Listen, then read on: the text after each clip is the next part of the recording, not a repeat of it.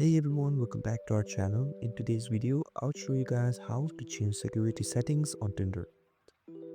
Your privacy matters and here's how to adjust your security settings on Tinder. So first, open Tinder app on your mobile device.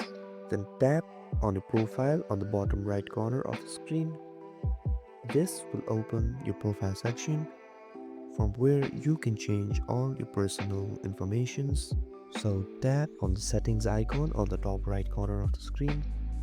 Then tap on phone number.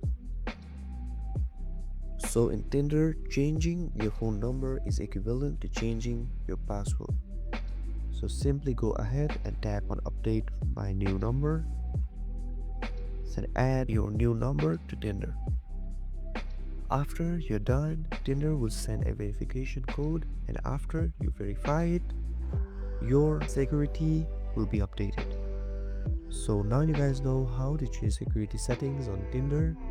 So stay safe and enjoy swiping. If this video helped you, don't forget to like, share and subscribe, and comment down below if there is anything else I can help you guys with.